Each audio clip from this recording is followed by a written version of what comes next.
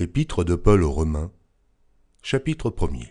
Paul, serviteur de Jésus-Christ, appelé à être apôtre, mis à part pour annoncer l'évangile de Dieu, qui avait été promis auparavant de la part de Dieu par ses prophètes dans les Saintes Écritures, et qui concerne son Fils, né de la postérité de David selon la chair, et déclaré Fils de Dieu avec puissance, selon l'Esprit de sainteté, par sa résurrection d'entre les morts. Jésus-Christ, notre Seigneur, par qui nous avons reçu la grâce et l'apostolat, pour amener en son nom à l'obéissance de la foi tous les païens, parmi lesquels vous êtes aussi, vous qui avez été appelés par Jésus-Christ. À tous ceux qui, à Rome, sont bien-aimés de Dieu, appelés à être saints, que la grâce et la paix vous soient données de la part de Dieu notre Père et du Seigneur Jésus-Christ.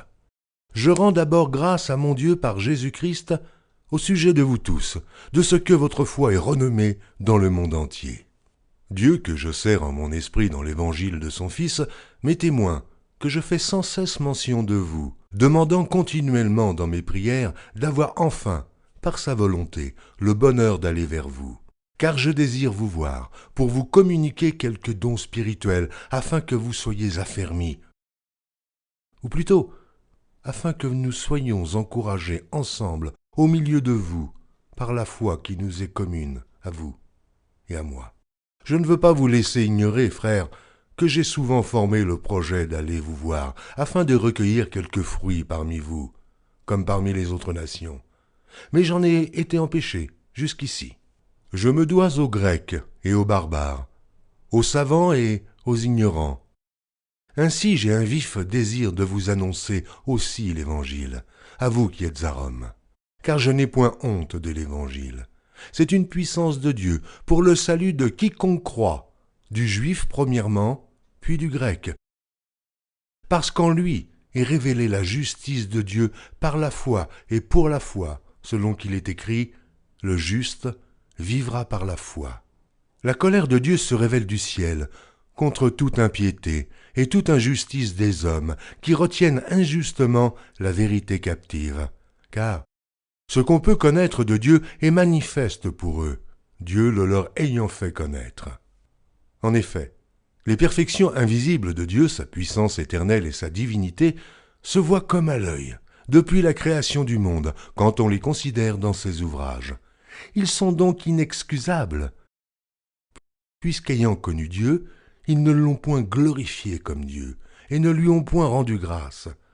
Mais ils se sont égarés dans leurs pensées, et leur cœur sans intelligence a été plongé dans les ténèbres.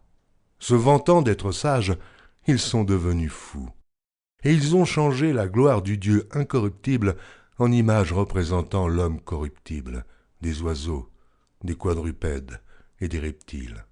C'est pourquoi Dieu les a livrés à l'impureté selon les convoitises de leur cœur, en sorte qu'ils déshonorent eux-mêmes leur propre corps. Eux, qui ont changé la vérité de Dieu en mensonge, et qui ont adoré et servi la créature au lieu du Créateur, qui est béni éternellement. Amen.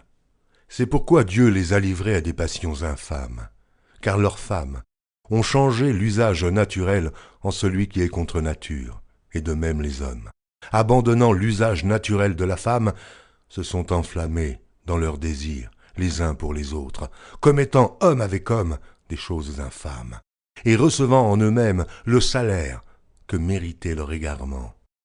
Comme ils ne se sont pas souciés de connaître Dieu, Dieu les a livrés à leur sens réprouvé, pour commettre des choses indignes, étant remplis de toute espèce d'injustice, de méchanceté, de cupidité, de malice, pleins d'envie, de meurtre, de querelles, de ruse, de malignité, rapporteurs, médisants, impies, arrogants, hautains, fanfarons, ingénieux au mal, rebelles à leurs parents, dépourvus d'intelligence, de loyauté, d'affection naturelle, de miséricorde. Eh bien, qu'ils connaissent le jugement de Dieu, déclarant dignes de mort ceux qui commettent de telles choses. Non seulement ils les font, mais ils approuvent ceux qui les font.